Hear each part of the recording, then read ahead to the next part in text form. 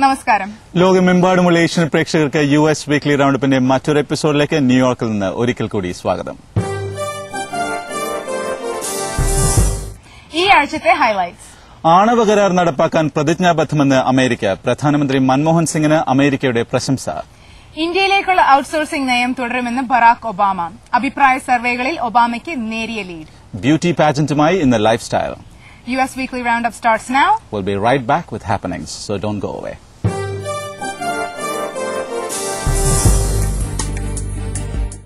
ആദ്യമായി ഹാപ്പനിങ്സ്.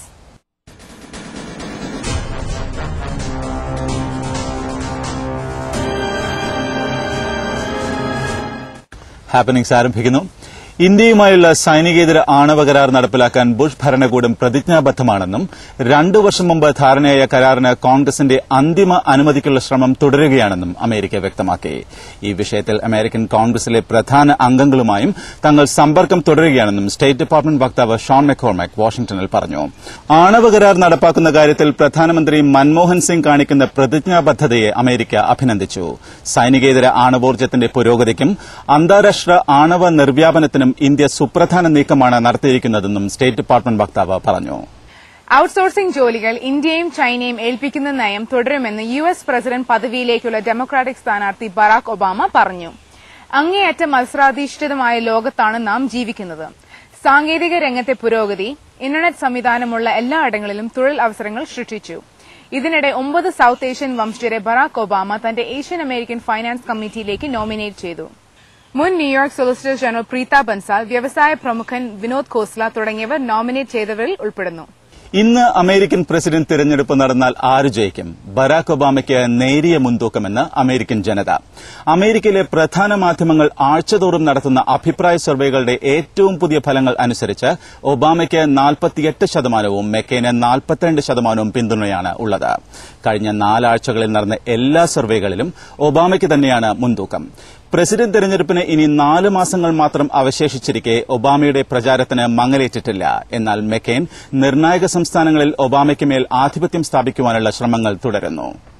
അമേരിക്കയിൽ ഓഗസ്റ്റ് 29 മുതൽ 31 വരെ നടക്കുന്ന ലോക ഗുജറാത്തി സമ്മേളനത്തിൽ പങ്കെടുക്കുന്നതിന് ഒരുങ്ങുന്ന ഗുജറാത്ത് മുഖ്യമന്ത്രി നരേന്ദ്രമോദിക്ക് വിസ അനുവദിക്കരുതെന്ന് 25ഓളം ഇന്ത്യൻ അമേരിക്കൻ സംഘടനകൾ US സ്റ്റേറ്റ് ഡിപ്പാർട്ട്മെന്റിനോട് ആവശ്യപ്പെട്ടു. 2005 നടന്ന ഏഷ്യൻ അമേരിക്കൻ സംഘടനയുടെ സമ്മേളനത്തിൽ പങ്കെടുക്കുവാൻ വിസയ്ക്ക് അപേക്ഷിച്ച മോഡിക്ക് അമേരിക്ക അത് നിഷേധിക്കുകയായിരുന്നു. പിന്നീട് വീഡിയോ കോൺഫറൻസിലൂടെ സമ്മേളനത്തിൽ മോഡി അഭിസംബോധന ചെയ്ത് സംസാരിക്കുകയുണ്ടായി. ഓപ്പൺ ഹാർട്ട് സർജറി ഉൾപ്പെടെ നിരവധി ഹൃദ്രോഗ ശസ്ത്രക്രിയാ മാർഗ്ഗങ്ങൾ ലോകത്തിന് സമ്മാനിച്ച ഡോക്ടർ മൈക്കൽ ഡിബേക്കി ഹ്യൂസ്റ്റണിൽ അന്തരിച്ചു. 99 വയസ്സായിരുന്നു. മുൻ US president John F Kennedy, മുൻ റഷ്യൻ പ്രസിഡന്റ് ബോറിസ് യെൽസിൻ എന്നിവരുടേതുൾപ്പെടെ 60,000-ൽ പരം ഹൃദയ ശസ്ത്രക്രിയകൾ നടത്തിയ അദ്ദേഹം ഇന്ന് സർവ്വസാധാരണമായ ബൈപാസ് സർജറി വികസിപ്പിച്ചെടുത്ത വ്യക്തിയാണ്. കൂടാതെ ഹൃദയ ശസ്ത്രക്രിയയ്ക്കുള്ള ഒട്ടേറെ സംവിധാനങ്ങളും ഉപകരണങ്ങളും അദ്ദേഹം ലോകത്തിന് നൽകി. അദ്ദേഹത്തിന്റെ ശിഷ്യരായ ആയിരക്കണക്കിന് ഡോക്ടർമാർ ലോകത്തിന്റെ വിവിധ ഭാഗങ്ങളിൽ ഇപ്പോൾ സേവനമനുഷ്ഠിച്ചു വരുന്നു. US പ്രസിഡന്റ് സ്ഥാനാർത്ഥിയായ ബറാക് ഒബാമയും ജോൺ മെക്കെയിനും വാശിയോടെ ഏറ്റുമുട്ടുമ്പോൾ ഇരുവരുടെയും ഭാര്യമാരും ശ്രദ്ധ നേടുന്നു. ഗ്ലാമറിന്റെയും സ്റ്റൈലിന്റെയും പേരിൽ ഭർത്താക്കന്മാരുടെ തിരഞ്ഞെടുപ്പ് പ്രചാരണങ്ങളിൽ ശ്രദ്ധ നേടിയ ഇവർ ഫാഷൻ മാസികകളിലും പ്രത്യക്ഷപ്പെട്ടിരിക്കുകയാണ്. 0 സൈസ് ജീൻസ് ഇട്ട് ഫാഷൻ മാസികയായ വോഗിനു വേണ്ടി സിൻഡി മക്കെയിൻ പോസ്റ്റ് ചെയ്തു. ഒബാമയുടെ വിജയ റാലിയിൽ മിഷേൽ ഒബാമ ധരിച്ച വയലറ്റ് വസ്ത്രത്തെക്കുറിച്ച് എഴുതി നിറയ്ക്കുകയാണ് ഫാഷൻ മാസികകൾ. മുൻ പ്രഥമ വനിത ജാക്കി കെനഡി ഒനാസിസുമായാണ് മാസികകൾ മിഷേലിന് താരതമ്യം ചെയ്യുന്നത്.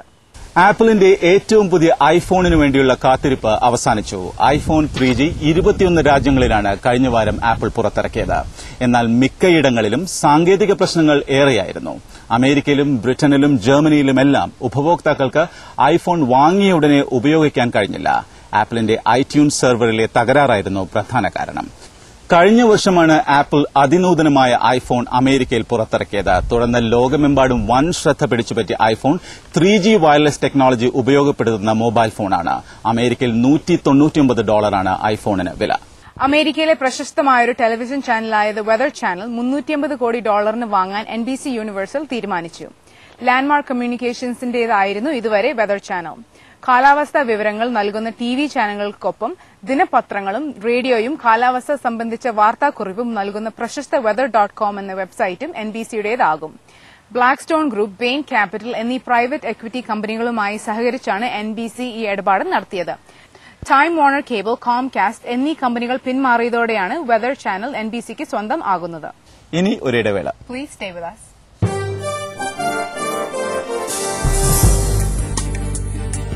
The first and foremost website for American Malayalis, eMalayali.com. Visit today. Up-to-date news, community programs, video and photo of current events. eMalayali.com. ഇനി അല്പം ഹോളിവുഡ് വിശേഷം.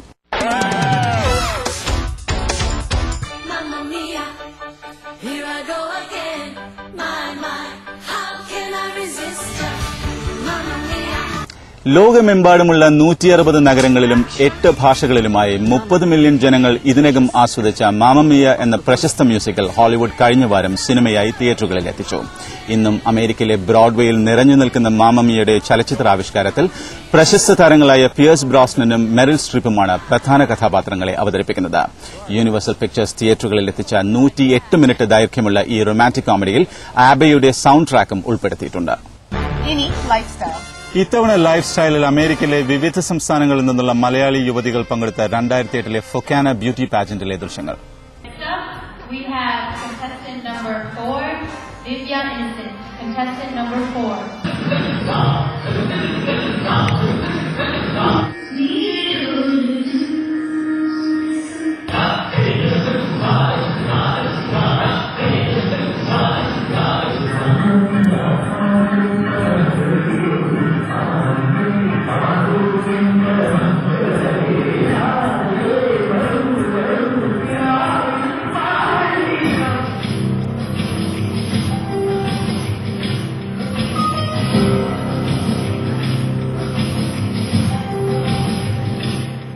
So would everyone please give these wonderful girls a round of applause.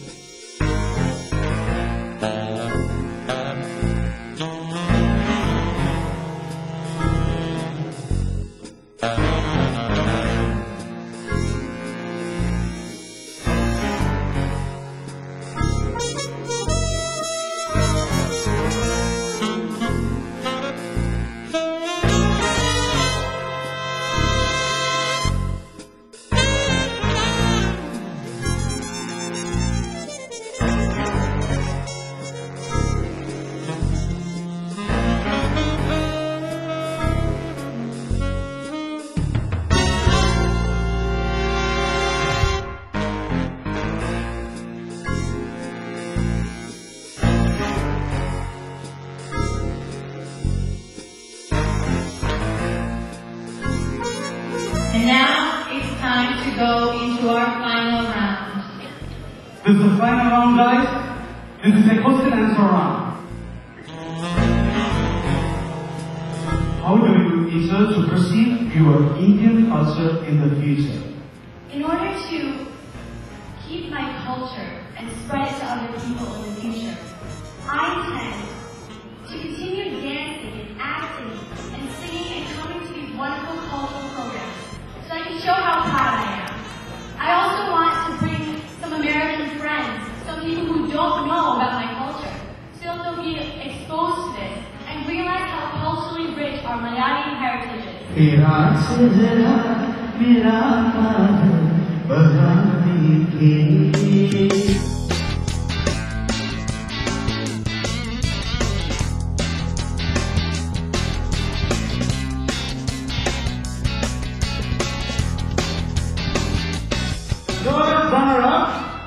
The third runner-up goes to contestant number 10, Shayna Varghese. The second runner-up is number 9, Rekha Varghese. The first runner-up goes to Contestant number 8, Lindsay Thomas. Lindsay Thomas from Florida. And that leaves us with our Miss Bohana 2008, number 4. Now, okay, we have the morning show of Miss Bohana 2008, number 4, Divya Innocent from New York. God, give her a round of applause. Divya Innocent from New York. Miss Bohana 2008. Contestant number 8, number 4, Divya Innocent from New York.